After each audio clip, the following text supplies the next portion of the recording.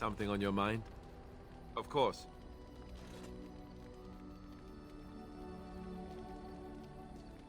Essentially, they're trained to fight.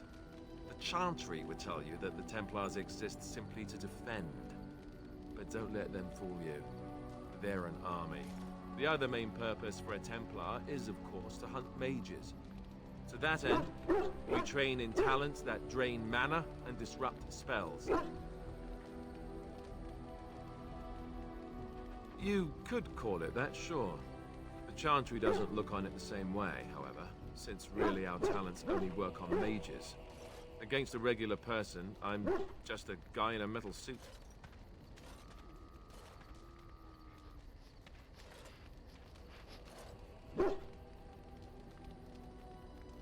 Perhaps, but there usually isn't much of an opportunity. The Chantry keeps a close rein on its Templars. We are given lyrium to help develop our magical talents, you see. Which means we become addicted. And since the Chantry controls the lyrium trade with the dwarves, well, I'm sure you can put two and two together. Thankfully, no. You only start receiving lyrium once you've taken your vows. You don't need lyrium in order to learn the Templar talents. Lyrium just makes Templars' talents more effective. Or so I was told. Maybe it doesn't even do that. The Chantry usually doesn't let their Templars get away either, so they can spread their secrets. I'm a bit of an exception. Lucky me.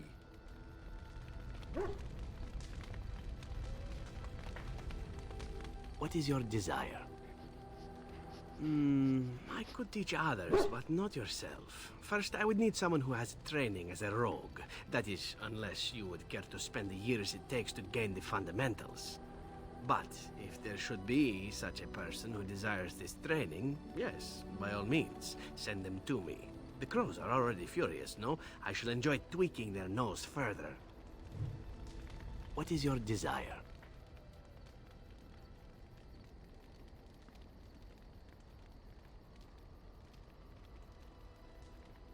All right, but I get to stare at you luridly while you do so. Well now, I imagine that's a very fair question. Being an assassin, after all, is a living, at least as far as such things go. I was simply never given the opportunity to choose another way. So if that choice presents itself, why should I not seize upon it? Now that you mention it, I am not entirely certain. I was but a boy of 7 when I was purchased. For 3 sovereigns, I'm told. Which is a good price, considering I was all ribs and bone and didn't know the pommel of a dagger from the pointy end. The crows buy all their assassins that way. Buy them young, raise them to know nothing else but murder. And if you do poorly in your training, you die. Oh, I don't know about that. The crows who are actually good enough to survive come to enjoy some of the benefits. In Antiva, being a crow gets you respect. It gets you wealth. It gets you women. And men. Or whatever it is you might fancy. But that does not mean doing what is expected of you always. And it means being expendable. It's a cage, if a gilded cage. Pretty, but confining.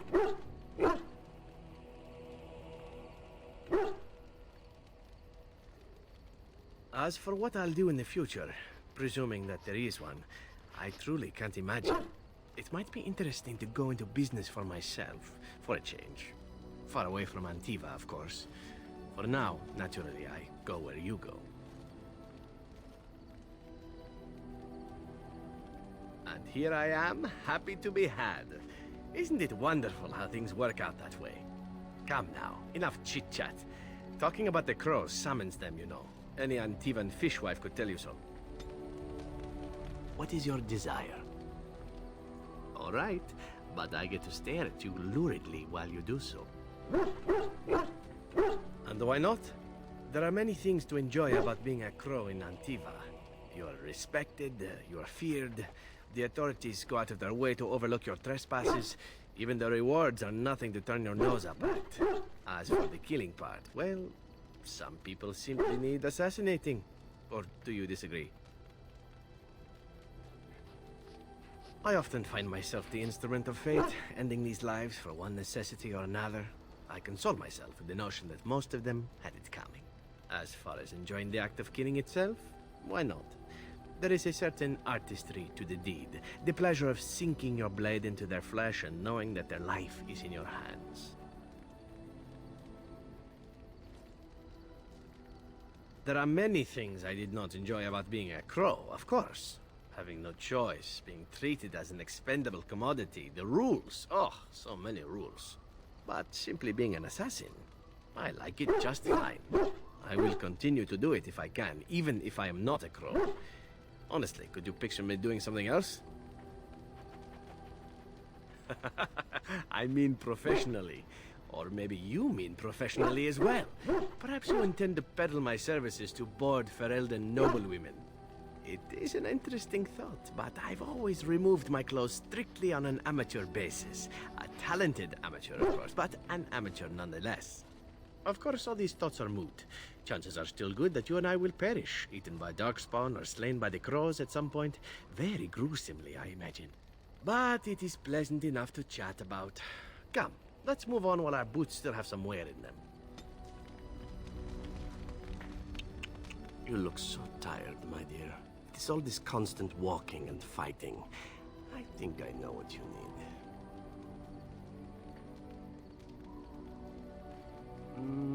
I'm thinking more drastic measures are called for, in fact. My thought is this. We retire to your tent, and I show you the sort of massage skills that one only learns growing up in an Antivan whorehouse. If you mean to ask whether or not there might be more than a massage involved, allow me simply to say that you won't be disappointed with any of the techniques I've picked up over the years.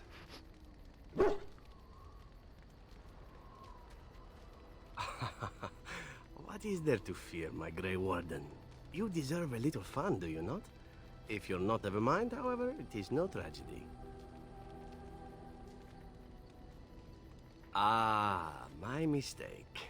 Say no more then. I take it all back. What say you? By all means. I know little enough of the Dalish other than the fact that my mother was one, or so I was told. She had fallen in love with an elven woodcutter and accompanied him back to the city, leaving her clan behind for good. And there, of course, the woodcutter died of some filthy disease and my mother was forced into prostitution to pay off his debts. Oldest tale in the book. How should I know? My mother was a whore, as you'll recall. None of the other elven boys in the whorehouse knew their fathers. I was not so unusual. I didn't know my mother either, of course. She died giving birth to me. My first victim, as it were. We were all raised communally by the whores. It was a happy enough existence, ignoring the occasional beating. Until eventually I was sold to the crows. I brought a good price, so I hear. It could have been much worse. Shall I tell you about what happened to the other whorehouse boys who did not fetch a decent price with the crows? Surely your life has not been so idyllic. People like you and I are not the product of happy lives of contentment, after all. My original point is that my mother's Dalish nature was always a point of fascination for me. Through all the years of my crow training, the one thing of my mother's that I possessed was a pair of gloves. They were of Dalish make, I knew that much, and beautiful. I had to keep them hidden, of course, as we were not allowed such things. Eventually, they were discovered, and I never saw them again.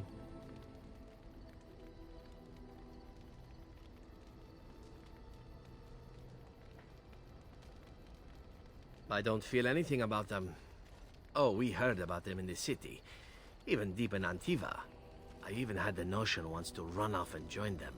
Naturally, the reality did not live up at all to the fantasies I had constructed as a boy, staring at those gloves. But such is life. Come, enough talk of the Dalish. Let us move on. What say you? By all means. My adventures? I'm hardly an old man just returned from across the ocean, am I? Should I shake my fist at nearby children while I talk about the good old days? Falling down a flight of stairs is an adventure. Falling into someone's bed, also an adventure. I am assuming what you're looking for are professional anecdotes. Let's see, my second mission ever for the Crows was a bit intriguing. I was sent to kill a mage who had been meddling in politics.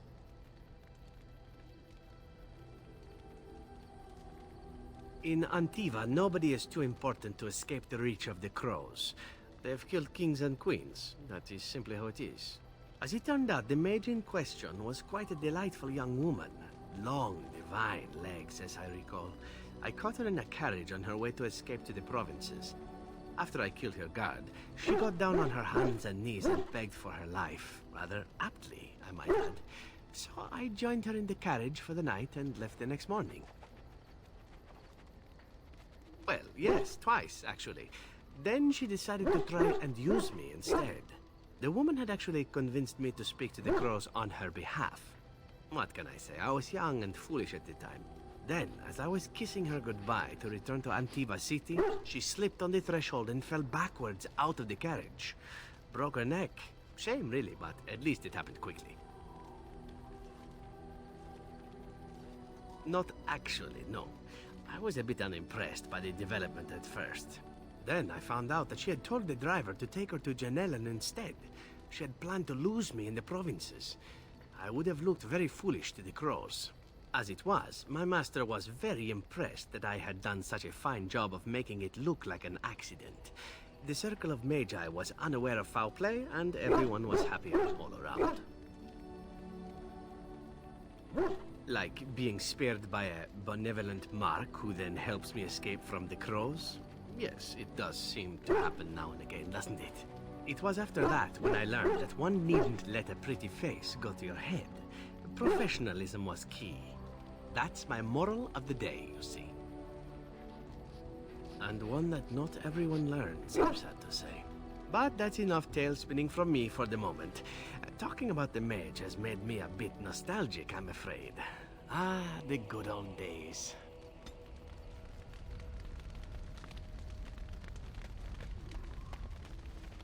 Have you encountered many abominations, apart from the ones in the Circle Tower? Ah, yes, Connor, of course. The first time I saw an abomination, my blood turned to ice.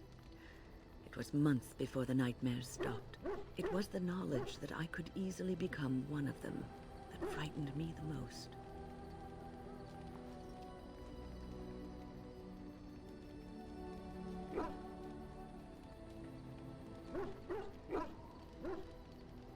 One slip. All it takes is one slip, and everything you are is simply gone. Replaced by madness. And there is no turning back. Or at least that's what they say. Of late, I have begun to wonder if there is any way an abomination can be cured. Or if a mage could be so possessed and still retain their sanity, their humanity.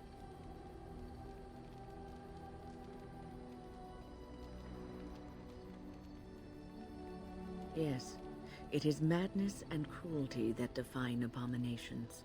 If those are lacking, if the mage remembers the person they truly are, then they are not an abomination. I never saw that. Thank you for showing me another way of looking at it. So, tell me, how did you become a Grey Warden?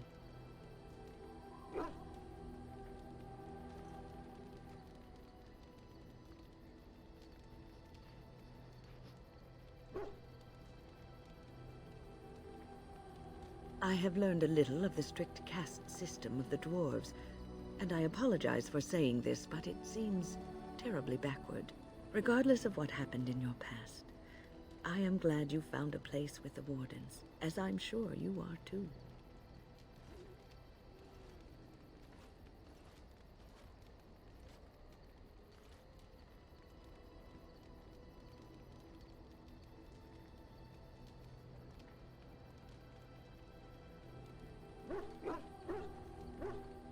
Sometimes it gives me comfort to think that everything will end up the way it's supposed to. that it will be all right. You were chosen. You survived the joining when others did not. Perhaps it was meant to be.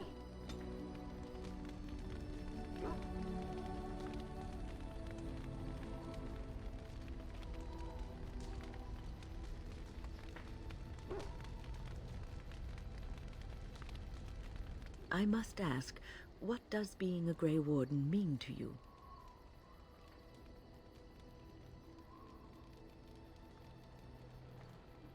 I just wanted to know what you thought being a Grey Warden was about.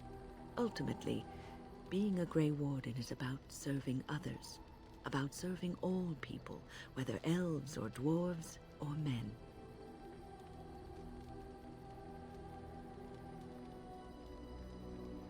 As a Grey Warden, you are a guardian of men, and you guard them because their continued existence is more important than you are. Thus it is you who serves, not they.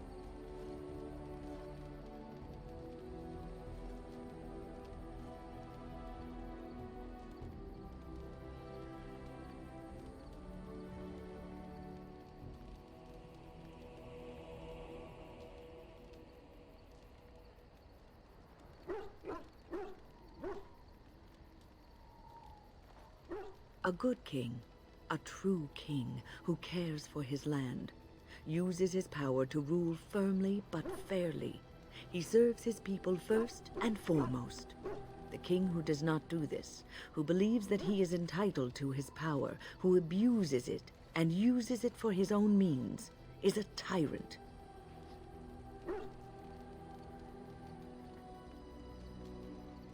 If you live apart from others, and your actions affect only you, then you may do as you wish.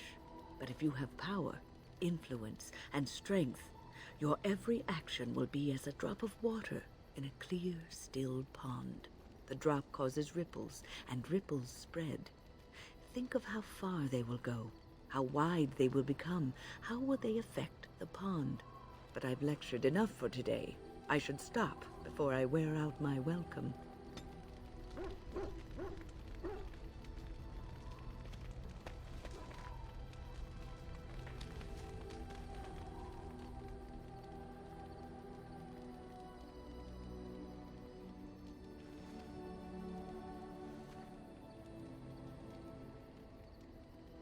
You are wise to invest in the effectiveness of your followers.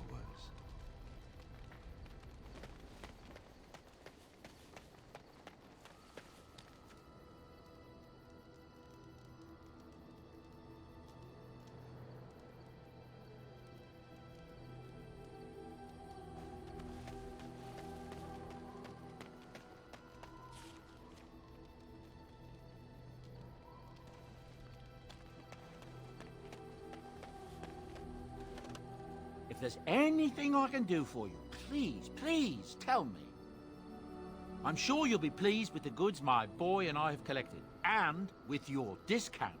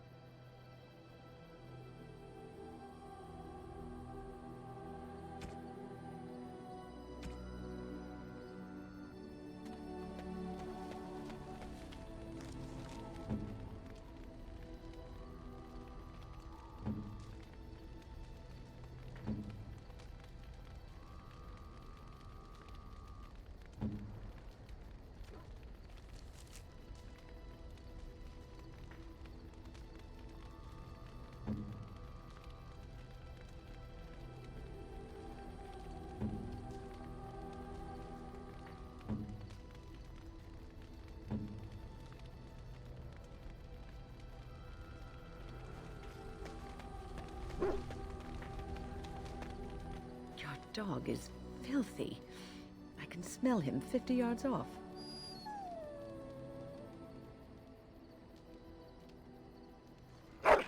That may be so, but all the same, I would like your permission to bathe him.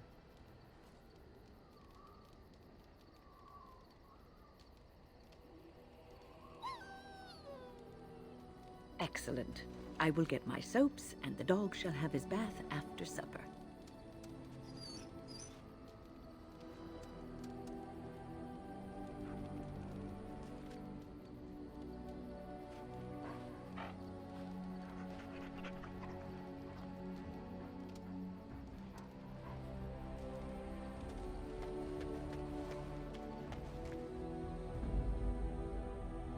Indeed.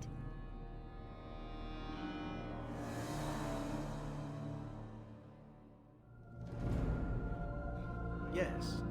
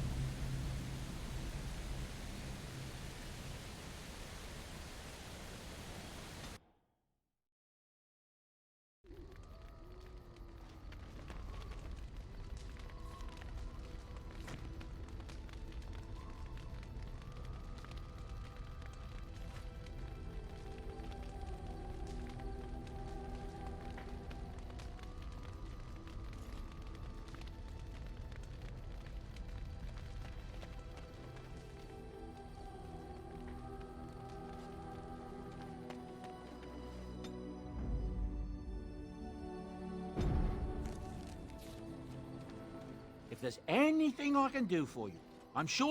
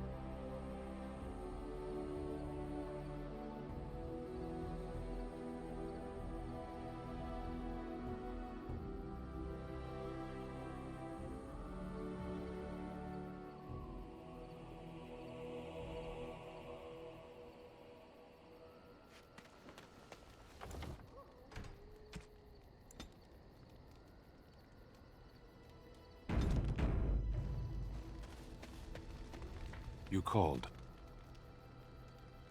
I am hardly surprised. Very well. Speak, then. Then I suggest we move on. As you wish.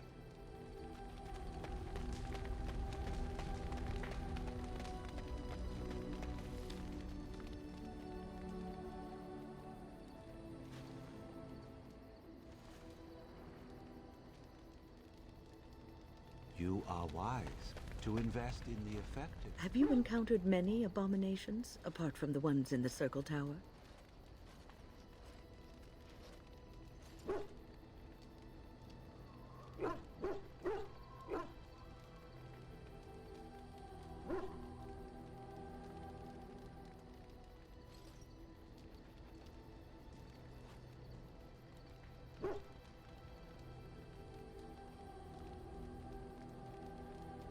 Ah, yes, Connor, of course. The first time I saw an it was the knowledge that I could easily become one of them that frightened me the most. One slip, and there is no turning back, or at least that's what they say. Of late, I have begun to wonder if there is any way an abomination can be cured, or if a mage could be so possessed and still retain their sanity. Their humanity. Yes, it is madness and cruelty that define abominations. If those are lacking, if the mage remembers the person they truly are, then they are not an abomination. I never saw that. Thank you for showing me another way of looking at it.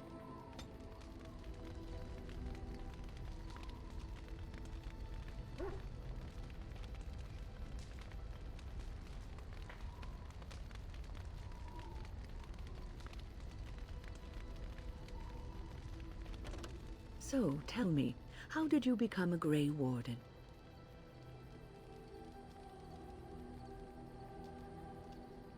I have learned a little of the strict caste system of the dwarves, and I apologize for saying this, but it seems terribly backward. Regardless of what happened in your past, I am glad you found a place with the Wardens, as I'm sure you are too.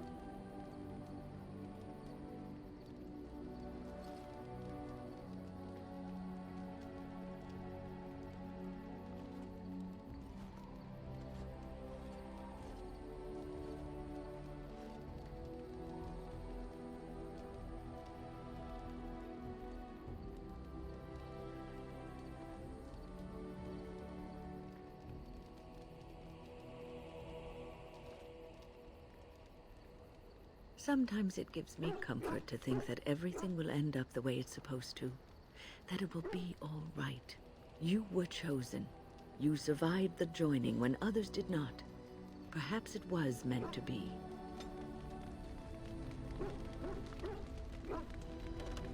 I must ask, what does being a Grey Warden mean to you? There's that, of course. But there's more to being a Grey Warden than killing Darkspawn and saving the world from the Blight. Ultimately, being a Grey Warden is about serving others. About serving all people, whether elves or dwarves or men. As a Grey Warden, you are a guardian of men. And you guard them because their continued existence is more important than you are. Thus it is you who serves, not they.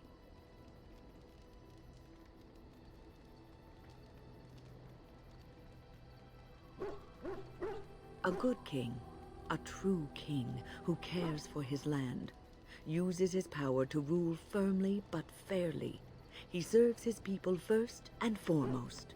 The king who does not do this, who believes that he is entitled to his power, who abuses it and uses it for his own means, is a tyrant.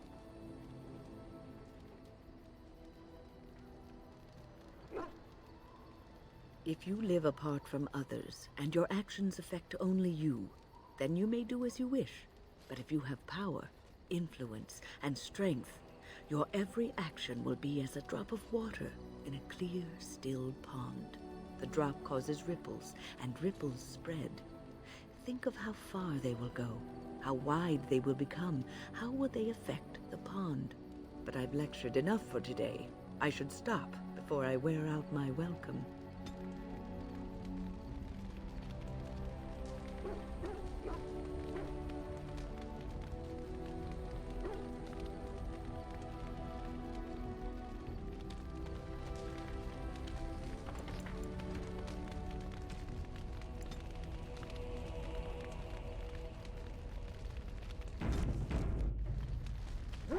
What is your desire? I could teach others, but not yourself. What is your desire? Oh, this should be good. What would you like to discuss?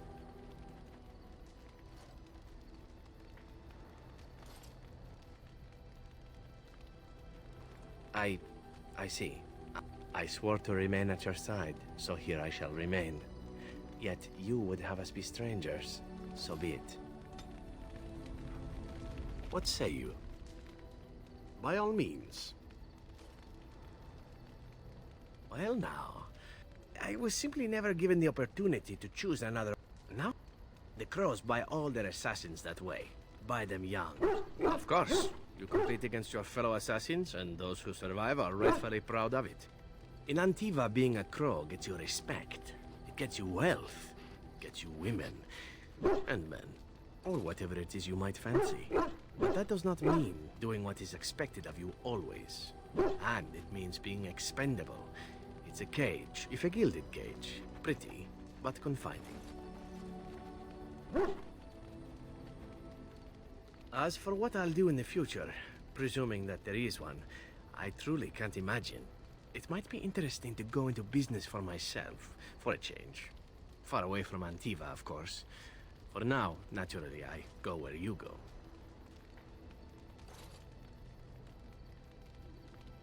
And here I am, happy to be had. Isn't it wonderful how things work out that way? Come now, enough chit-chat. Talking about the crows summons them, you know.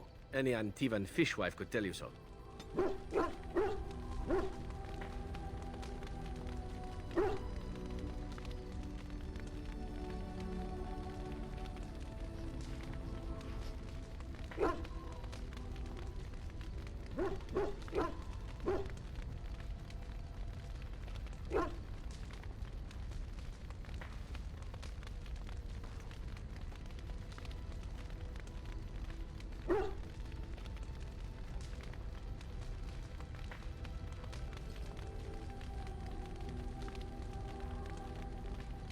What say you? By all means. Oh, you wish to know about Antiva, do you? The only way to truly appreciate it would be to go there. It is a warm place, not cold and harsh like this Ferelden. In Antiva it rains often, but the flowers are always in bloom. Or so the saying goes. It's not really a matter of wanting to go back. I cannot go. At least not yet. I hail from the glorious Antiva city, home to the royal palace. It is a glittering gem amidst the sand, my Antiva city. Do you come from someplace comparable?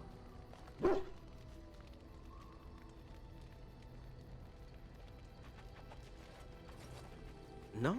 That is too bad. If you were, then surely you would spend as much time boasting about it as I do. You know what is most odd? We speak of my homeland, and for all its wine and its dark-haired beauties and the lilo flutes of the minstrels, I miss the leather the most. I mean the smell. For years, I lived in a tiny apartment near Antiva City's leather-making district, in a building where the crows stored their youngest recruits, packed in like crates. I grew accustomed to the stench, even though the humans complained of it constantly. To this day, the smell of fresh leather is what reminds me most of home more than anything else.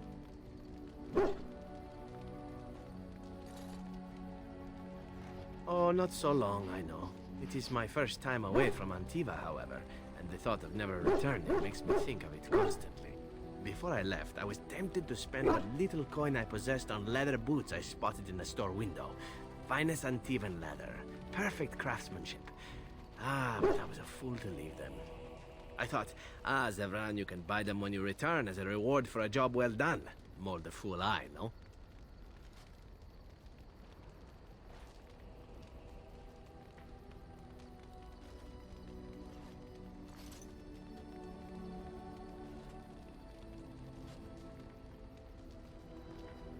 True, and it's a comforting thought.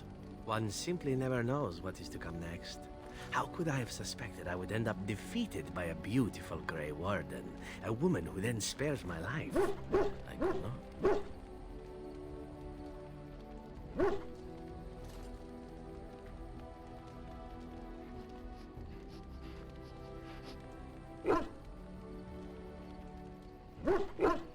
I say you are beautiful because it is true.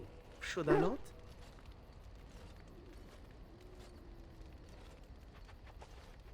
And glad I am to hear it. Now, if it is all the same to you, I would prefer not to speak more of Antiva. It makes me wistful and hungry for a proper meal. What say you? By all means. I know little enough of the Dalish. And there, of course, the woodcutter died of some filthy disease, and my mother... Dalish whore, thank you very much. It was my sole distinction amongst the other elven boys in the whorehouse. I didn't know my mother either, of course. She died giving birth to me. My first victim, as it were. We were all raised communally by the whores. It was a happy enough existence, ignoring the occasional beating. Until eventually I was sold to the crows. I brought a good price, so I hear. It could have been much worse. Shall I tell you about what happened to the other whorehouse boys who did not fetch a decent price with the crows? Surely your life has not been so idyllic. People like you and I are not the product of happy lives of contentment, after all. My original point is that my mother's Dalish nature was always a point of fascination for me. Through all the years of my crow training, the one thing of my mother's that I possessed was a pair of gloves. They were of Dalish make, I knew that much, and beautiful. I had to keep them hidden, of course, as we were not allowed such things. Eventually, they were discovered, and I never saw them again.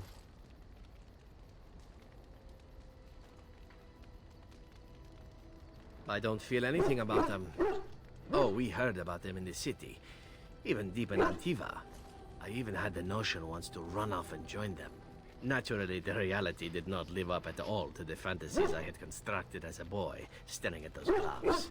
But such is life. Come, enough talk of the Dalish. Let us move on.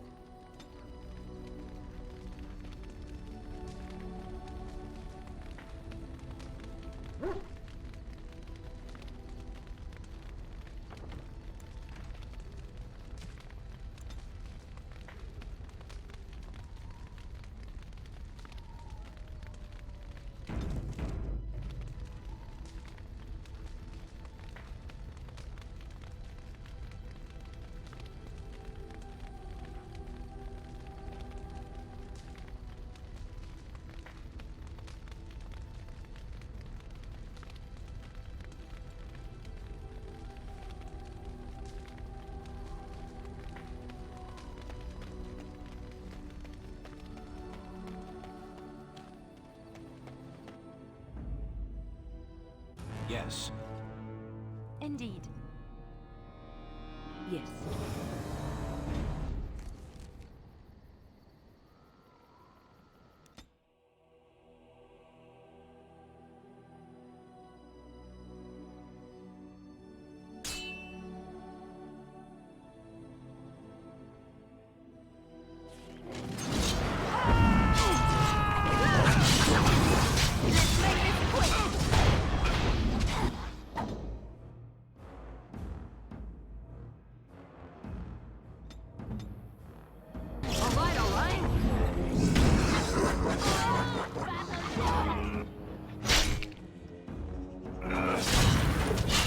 Yes?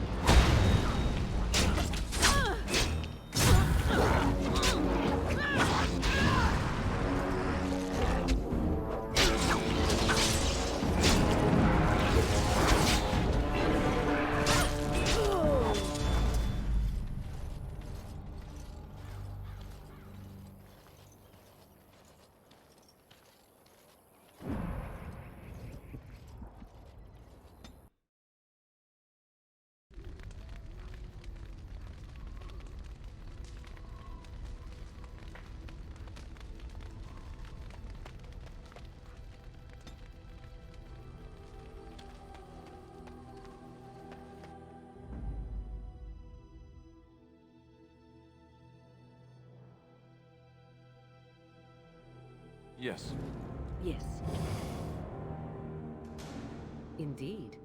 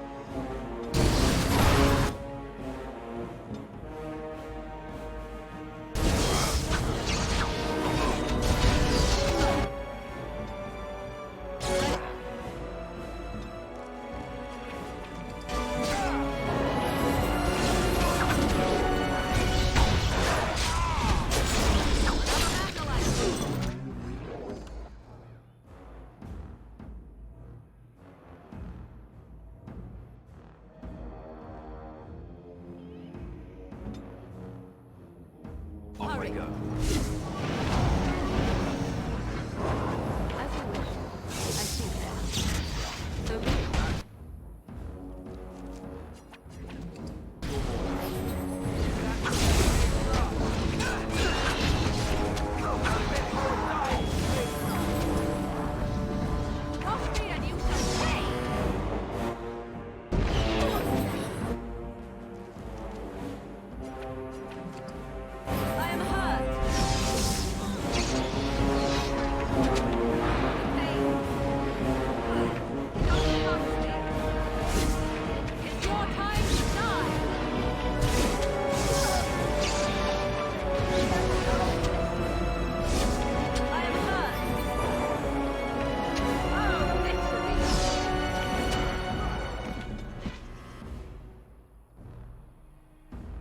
They won't know what hit them.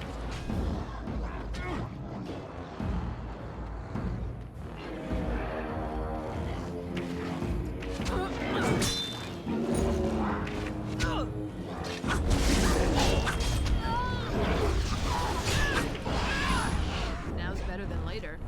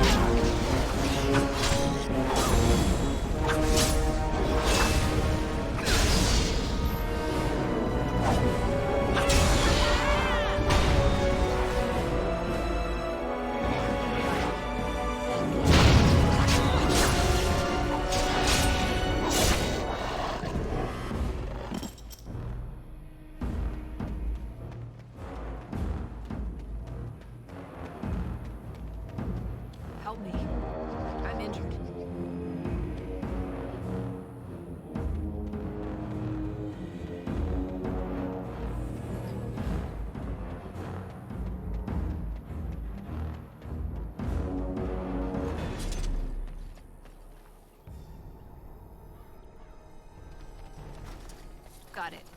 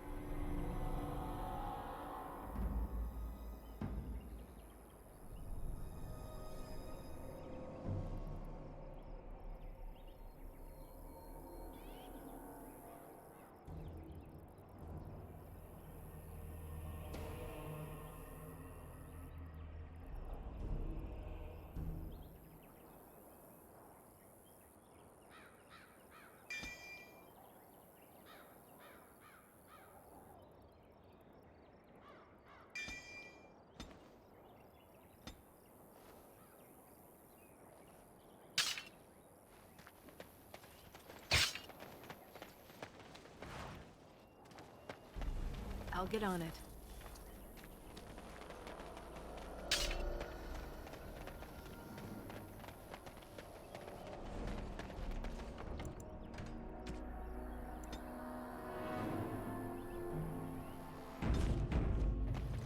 All right, all right.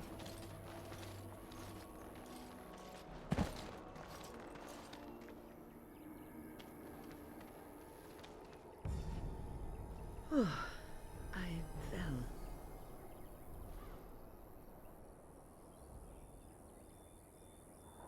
For a moment there, I thought I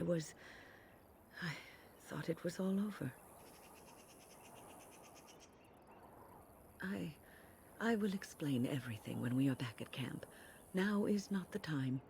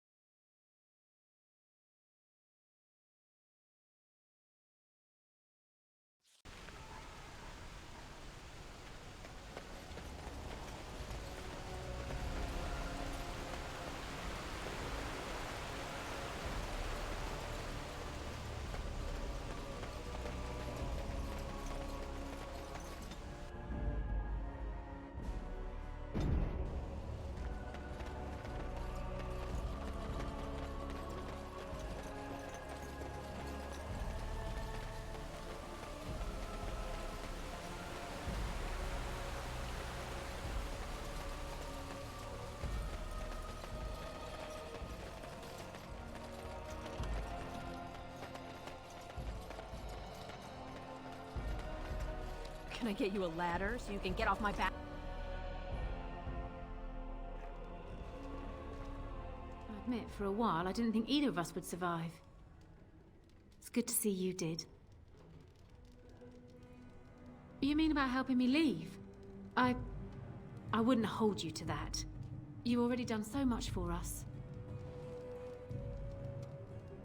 What do you have in mind? What? You jest, surely. Why not simply throw all our coin into the river? Oh, have it your way, then. That could get me to Denerim. What would you want in return for such a gift? Thank you. I can never repay this, but I'll think of a way. I swear.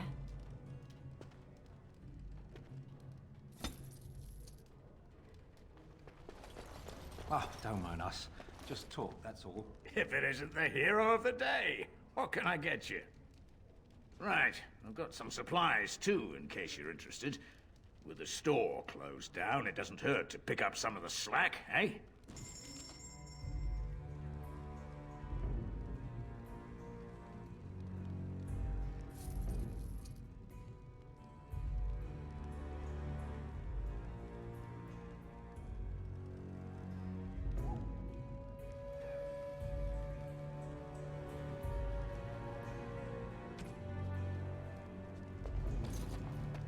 I'll get on it.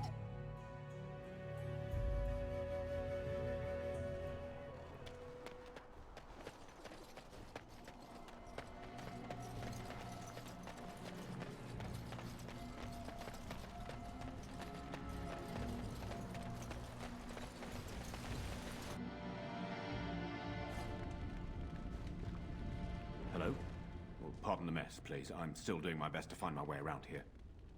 I'm taking over the smithy. Poor Owen. He hung himself. I guess just gave up. Since he doesn't have any living kin and we need a blacksmith, that's going to be me.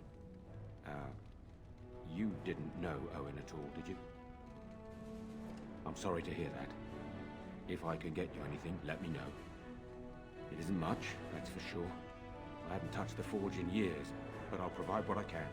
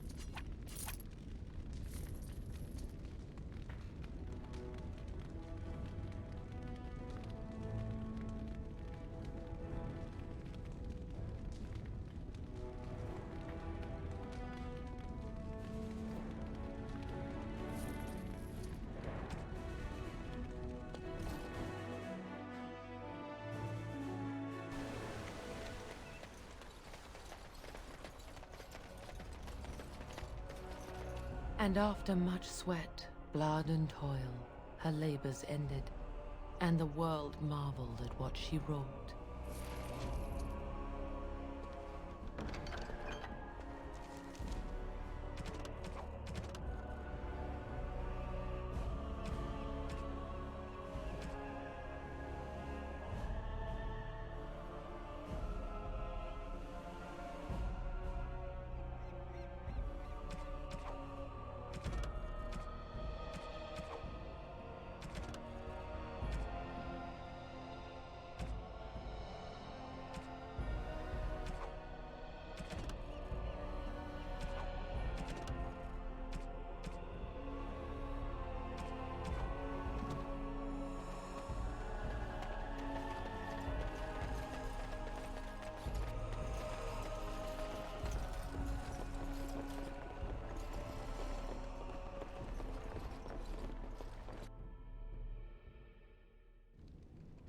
Phew, some fight. Reminds me why I left Orzammar in the first place. Constant fighting. A warrior's life there is blood, ash, and dust. Though I'm not sure who's dirtier. These creatures or Darkspawn.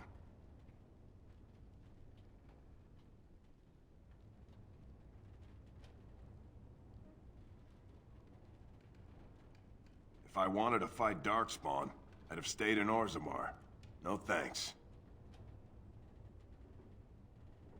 Now, why would you be interested in that? And how much is it worth to you exactly?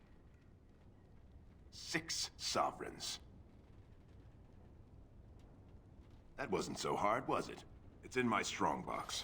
Here's the key. Now, why don't you leave me alone?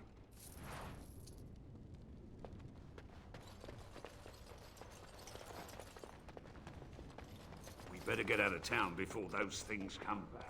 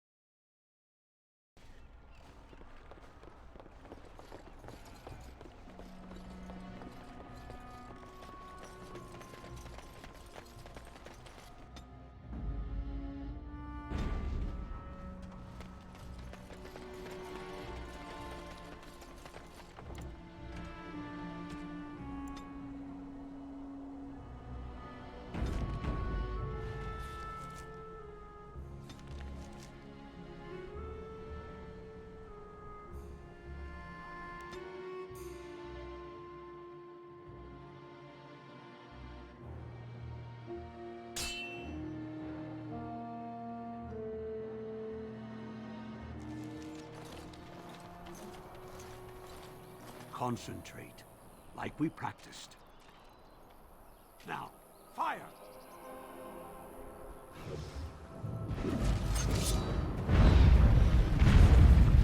Direct me. Let's do this quickly!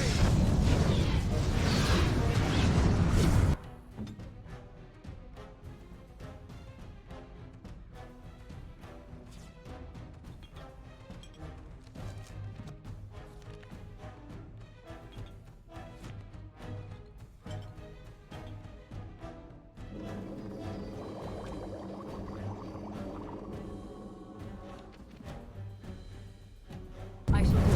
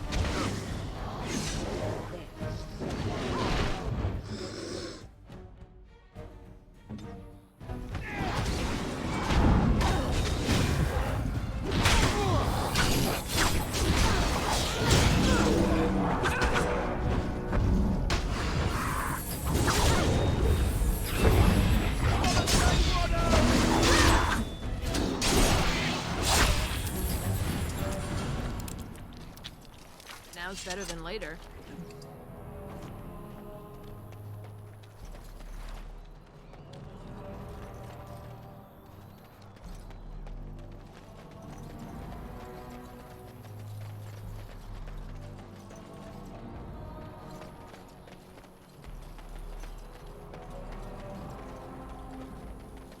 I'm taking these apprentices to Redcliffe.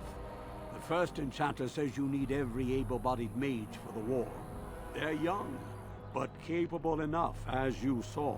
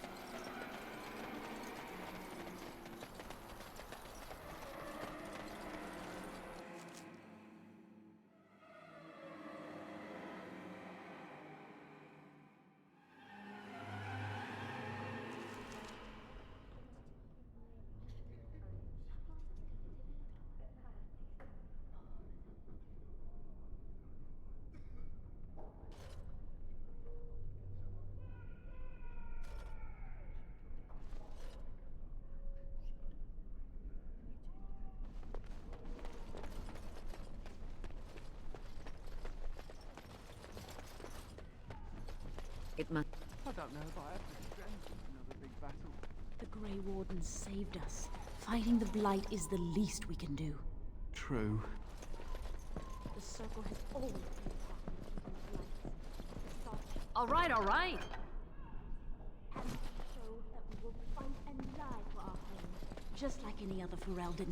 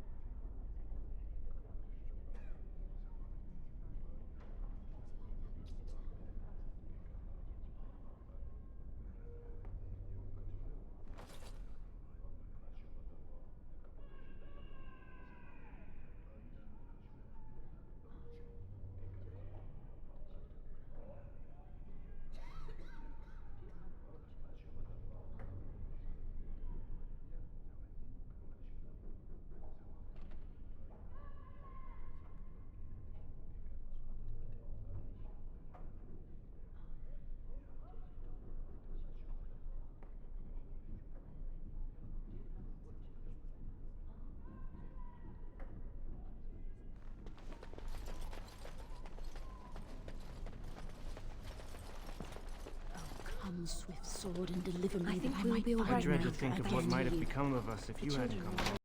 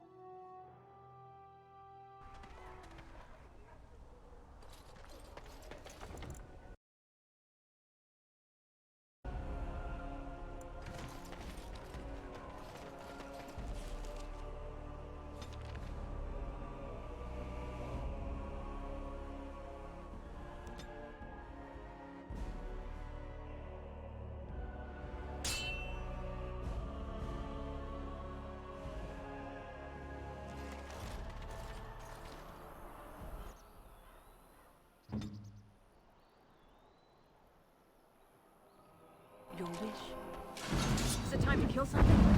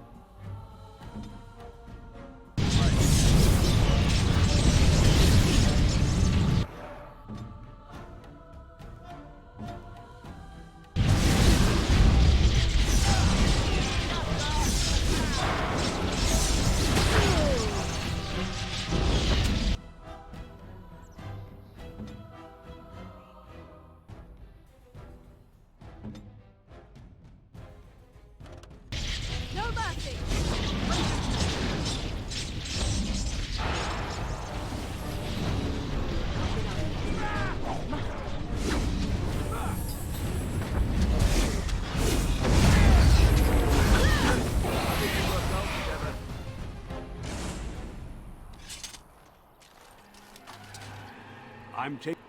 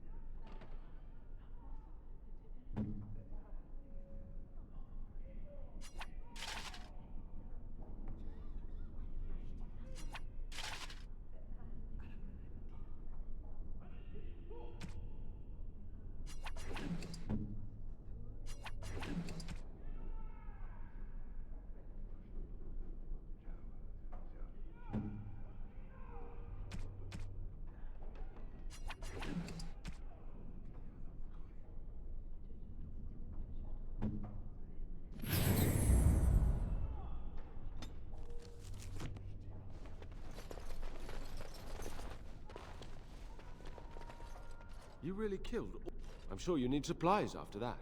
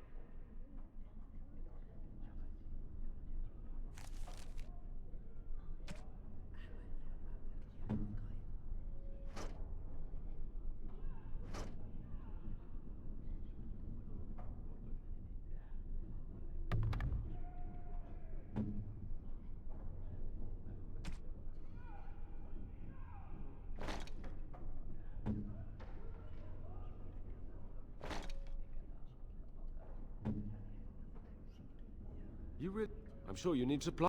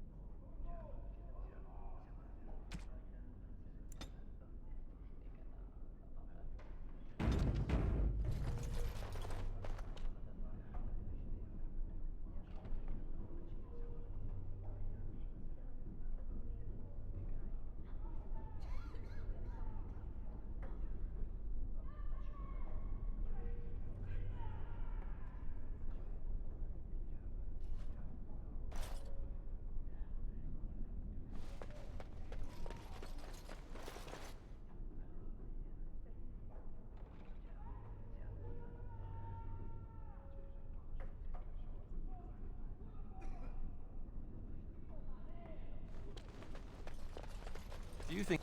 I don't know if I have the strength for another big battle.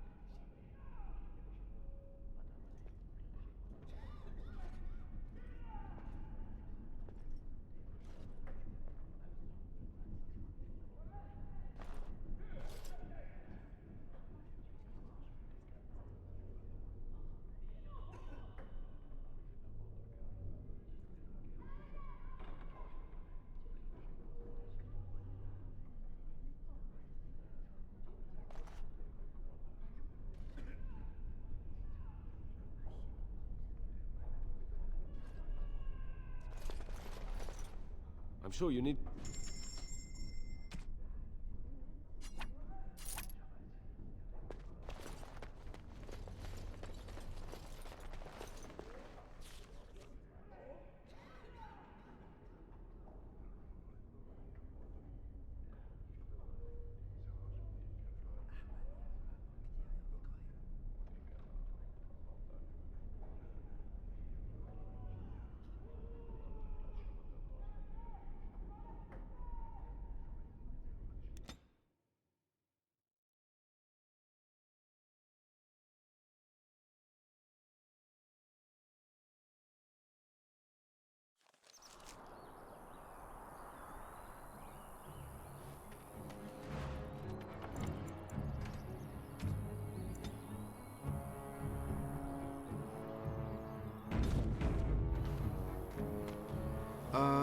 have to forgive me if I seem a bit nervous.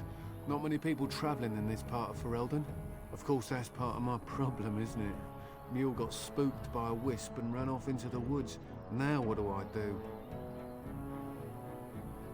Ah, waiting for my helper to find the damn mule, of course. It's freezing! Oh, I suppose you meant why am I out here? As in this part of the country. Allow me to introduce myself. Felix de Grosbois, merchant and entrepreneur at your service. I don't normally take this route, but with the war, I was hoping for a bit of luck and good weather in the mountains. Sadly, I've had neither.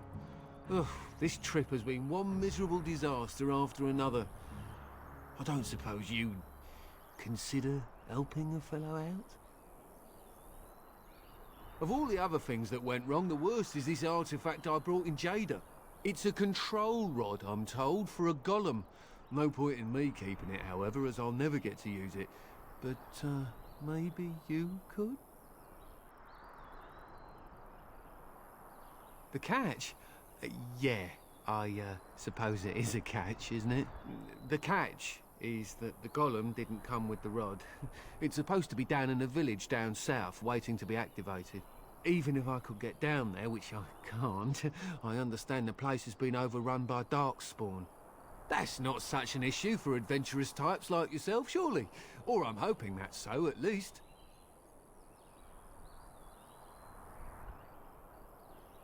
Nothing. I just don't want to have to lug around something that might be taken for a gemstone by some bandit. To be honest, I don't even know if it'll be useful to you. I paid too much to simply throw it away. Just as well. As I mentioned before, you'll find the golem down south, in a town called Honleith. I'll mark it here on your map. Just hold up the rod and say Dulaf Gar. That will wake the golem up, so I'm told. I hope it works. Best of luck to you then. Now, guess it's up to me to find that mule myself.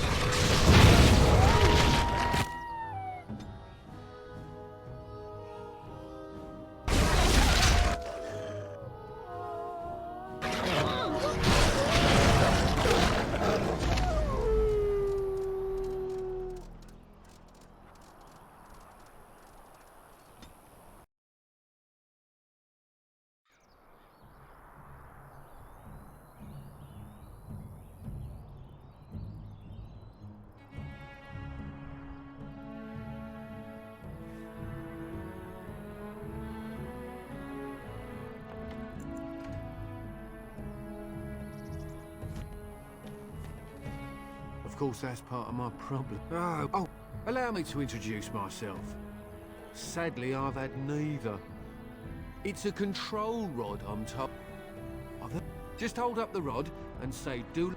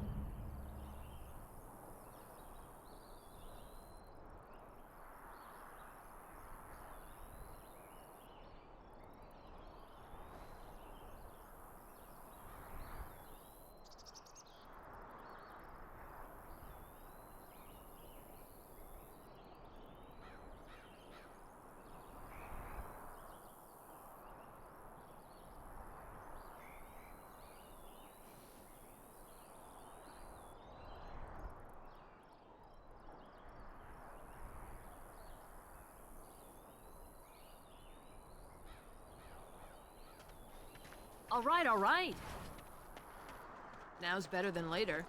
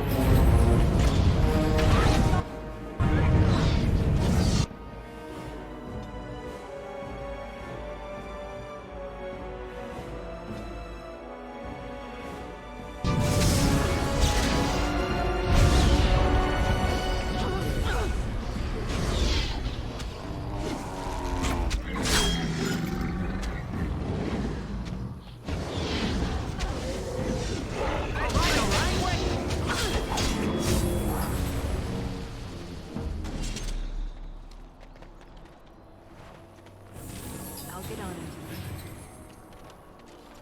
Can I get you a ladder so you can get off my back?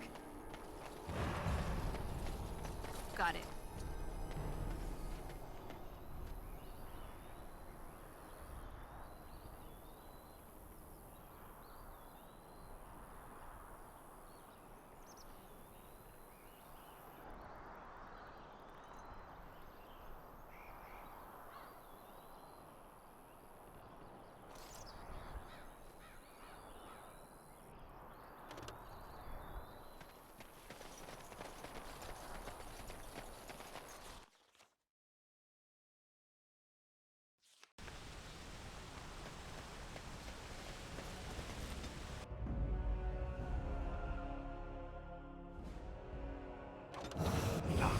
Yes. Yes.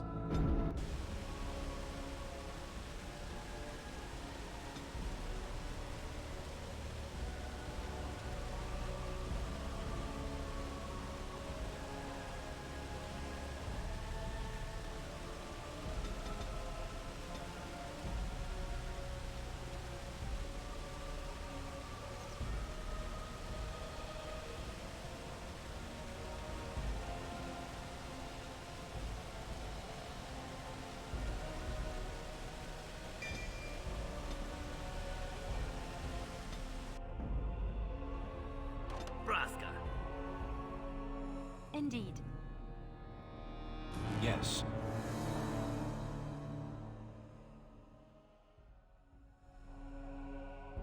Yes.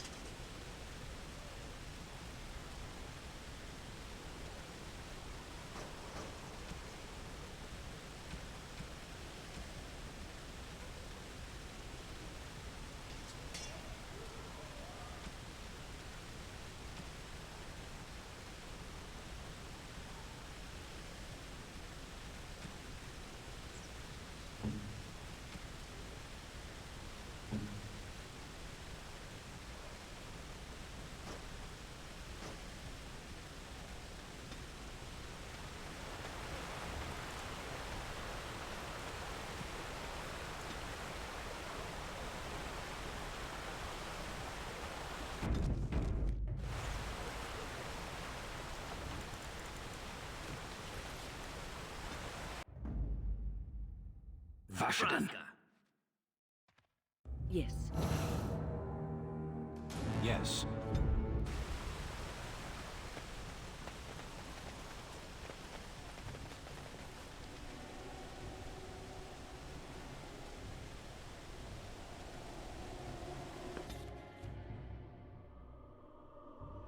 I think I owe you an explanation for what happened earlier.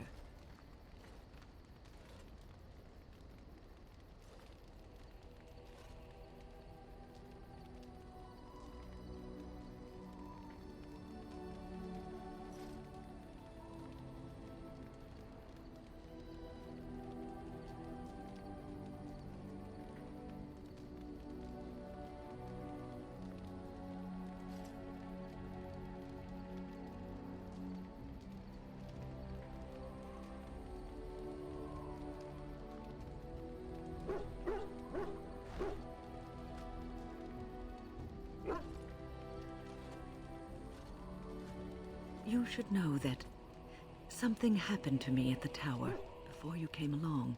Remember my apprentice, Petra? She encountered a demon in the tower. It would have killed her had I not intervened. I saved her life that day, but I did not survive that encounter with the demon. No, I'm not undead. If I were a possessed walking corpse and could still think, I'd kill myself. I engaged a very powerful demon to rescue Petra. It sapped me of all my energy and will and left me drained.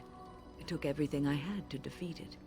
And when I was done, I no longer had the strength to keep my heart beating. I remember my life ebbing away. Everything receded from me. Sound, light. I remember being enveloped in complete, impenetrable darkness. And then I sensed a presence enfolding me and cradling me, whispering quietly to me. The sensation is impossible to describe. I was being held back, firmly but gently, as a mother would a child, eager to slip from her grasp. I felt life and warmth flowing through my veins again. I began to be aware of small sounds and the discomfort of my hip pressing into the cold stone of the tower floor.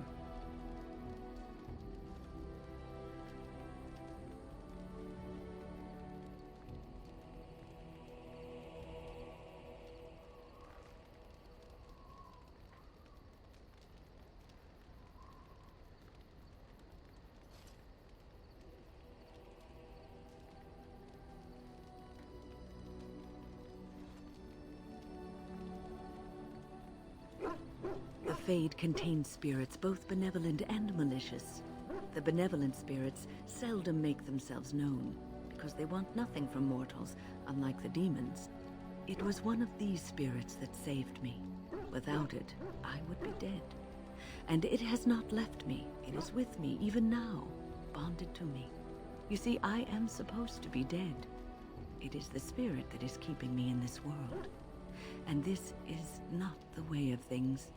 Perhaps the spirit did not expect this, but it is weakening gradually. I am living on borrowed time.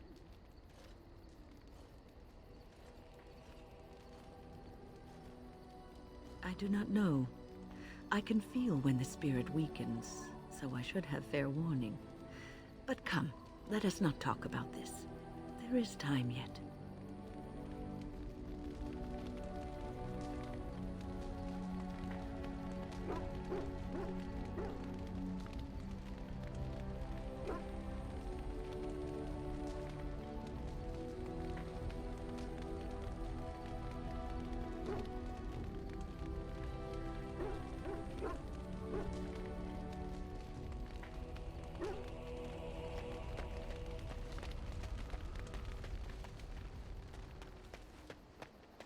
Something you need? I'm sure either my boy or I can help you out. I'm sure...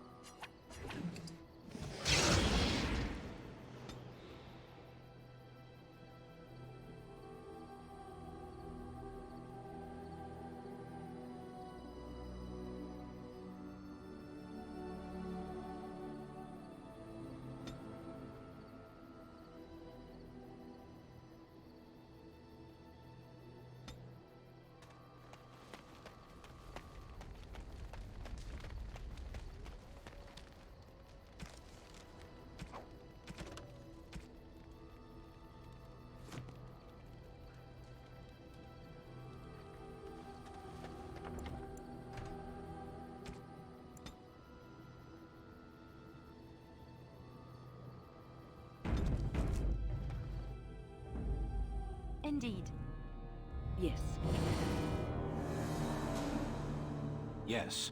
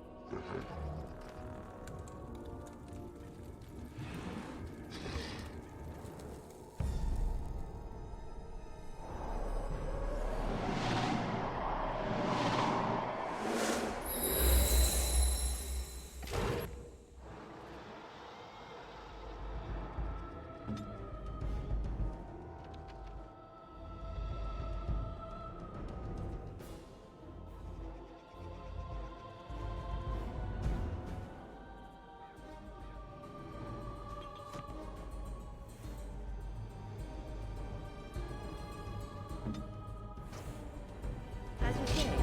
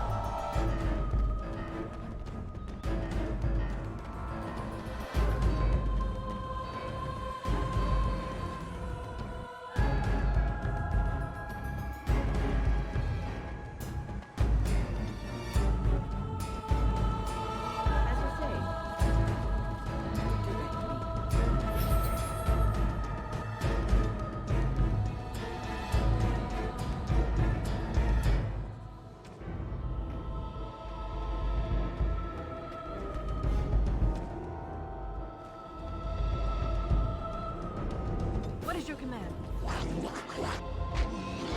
All right, all right.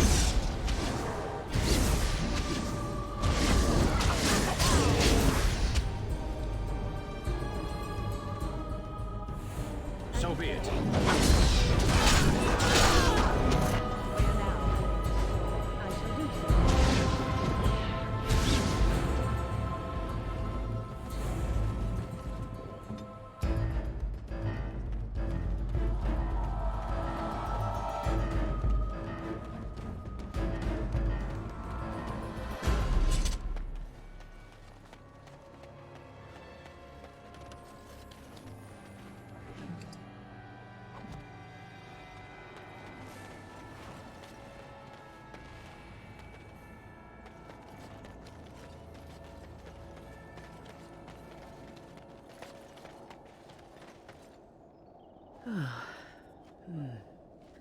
That was interesting.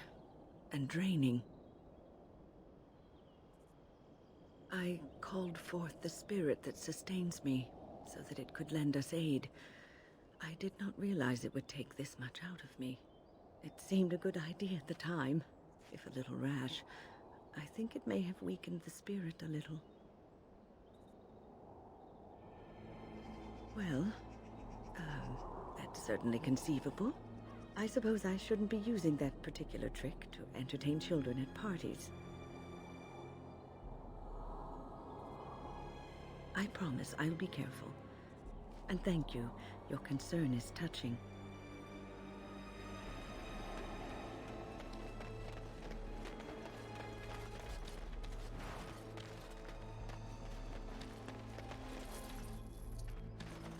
Now's better than later.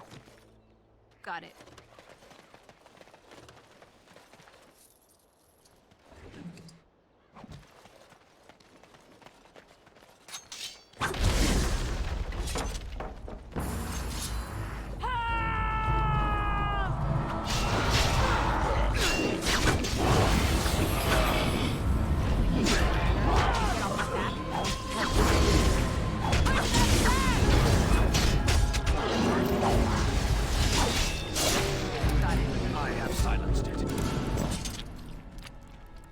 You're quite taken with each other, aren't you?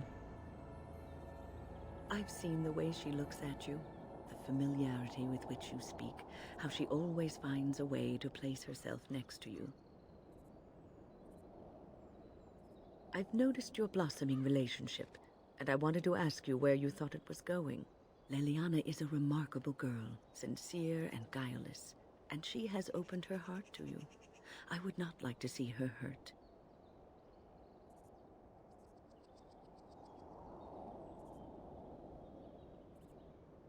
You are a Grey Warden. You have responsibilities which supersede your personal desires. Love is ultimately selfish. It demands that one be devoted to a single person who may fully occupy one's mind and heart to the exclusion of all else. A Grey Warden cannot afford to be selfish. You may be forced to make a choice between saving your love and saving everyone else. And then what would you do?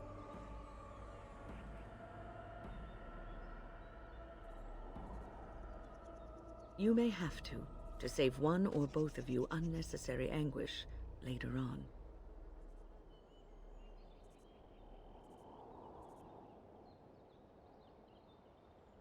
I have given my advice. Do with it what you will.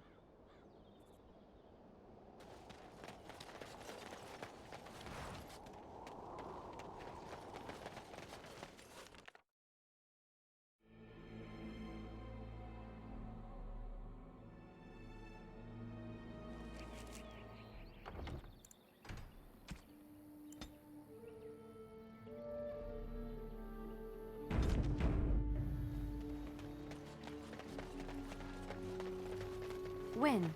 Is this yours? Oh, my bag of components. Thank you, dear. I was wondering where it got to. You left it by the fire at camp. Oh, yes. I remember now. How age creeps up on you and brings with it forgetfulness. You're a great mage, Wen, and you're sharper and wiser than many people I know. Some young ones, too. Oh, but you should have seen me 15, 20 years ago. The fires have dimmed somewhat since then. But thank you, Leliana, for picking up after this old lady.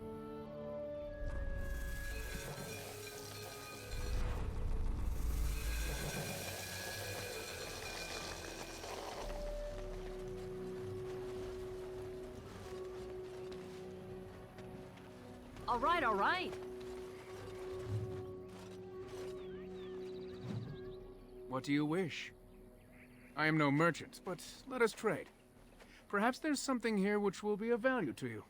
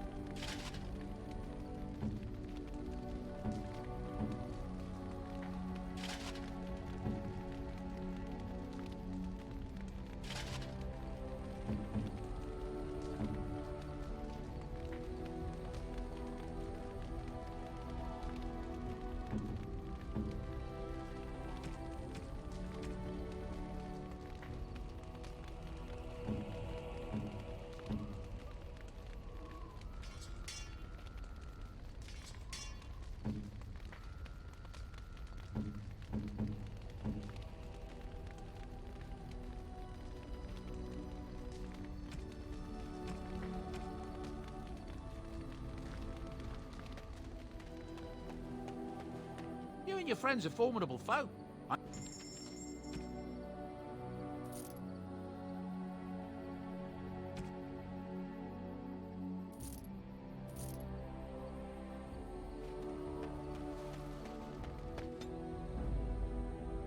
Indeed. Indeed.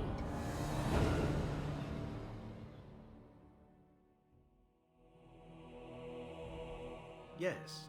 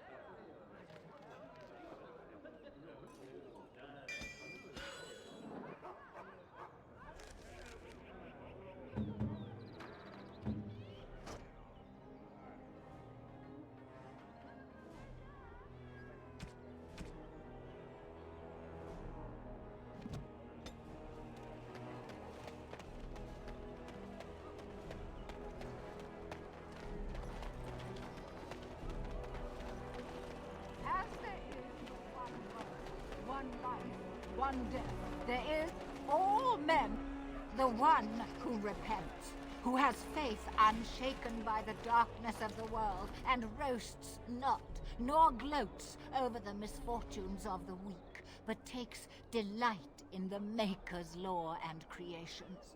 Boasts. It's boasts, sister, not roasts. She shall know the peace of the Maker's benediction. The light shall lead her safely through the paths of this world and into the next. Peace, sister, peace. She shall know the peace of the Maker's benediction. The veil holds no uncertainty for her, and she will know no fear of death, for the Maker shall be her beacon and her shield, her foundation and her... There's no veal in the chant. You're doing this on purpose, aren't you?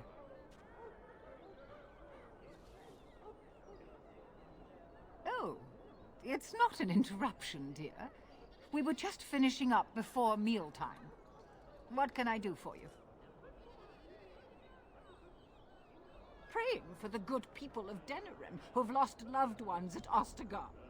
It's usual to recite a stanza from Transfigurations when you pray for the departed. It's usual to recite the stanza correctly. But that's what I said.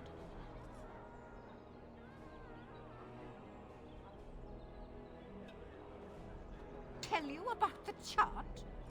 What? As if it's a cake you might buy? Well, it's done enough, but a little too much nutmeg for my taste. Sister, instructing the ignorant is a sacred duty of the chantry. Fine, then. What do you want to know? It's the 10th stanza from the Transfigurations. Lovely canticle, that one. Oh, you should have heard Brother Caedmon sing it, though.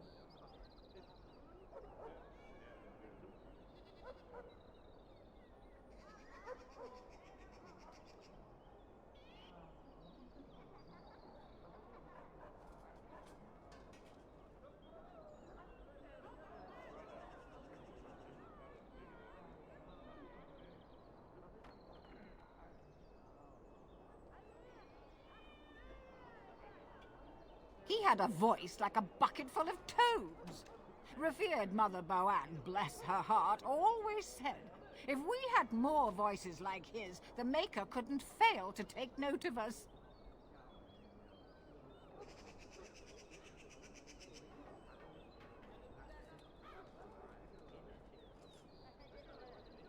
It was tragic, really. Such a surprise. We don't speak of that. Oh, there are some very stirring canticles about doom and wrath. Darkspawn were created by mankind's second sin, pride. Arrogance became a great caged beast in the lands of Tevinter, an emptiness that consumed all and could never be filled. To satisfy its hunger, the Mage Lords assaulted the Golden City, heart of all creation, to take the Maker's power for themselves. Why does no one ever sing the good stanzas during chantry services anymore? They speak them. It's called the chant of light, not the speech of light. Sister, would you kindly stop messing up the chant? See how you like being interrupted. Well, you get the general idea, I'm sure. Why would it?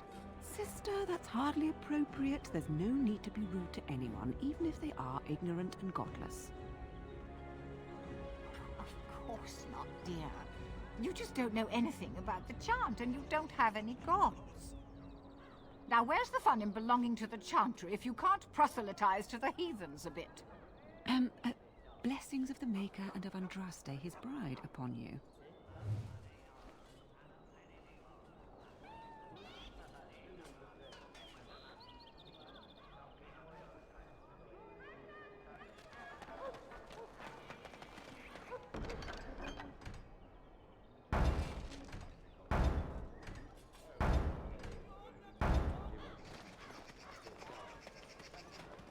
In the name of Andraste, bride of the Maker, be welcome in this house.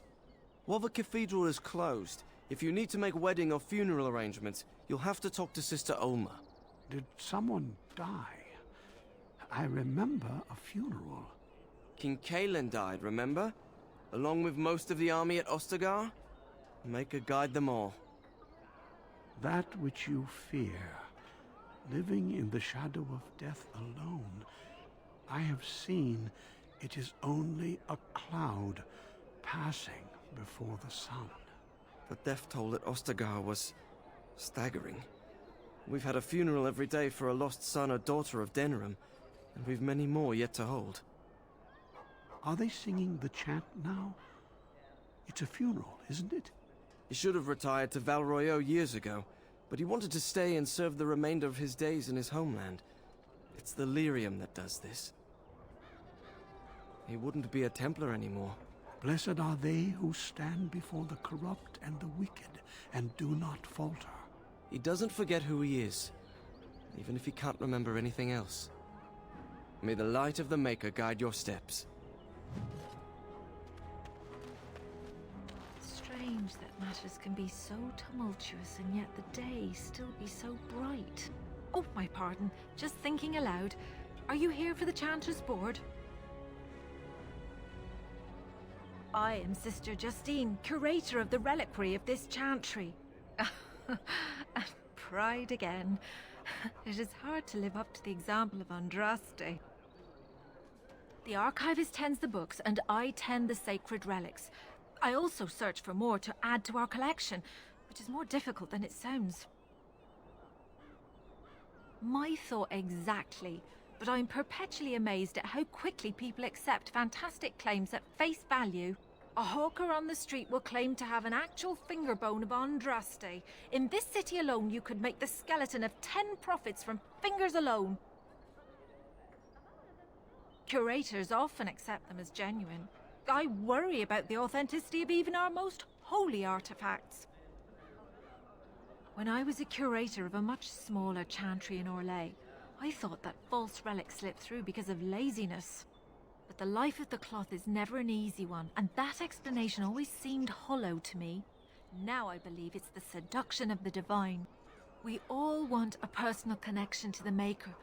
We want to believe that what we hold in our hands is the actual sandal that slipped from Andraste's foot before the fires consumed her.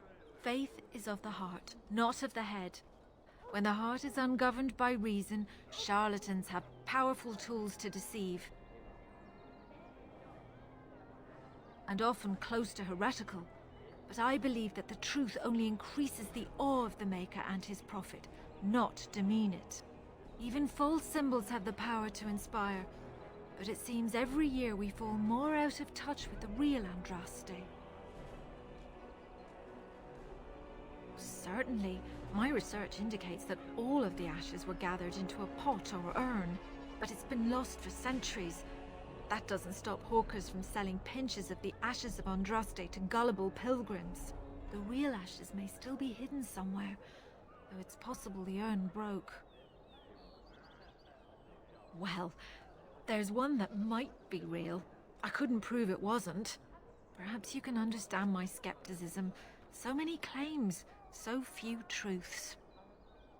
You've shown admirable patience listening to my diatribe before. I will not bore you again. Suffice it to say, I look for and authenticate holy relics for the Chantry. Of course, enjoy your visit to the Chantry.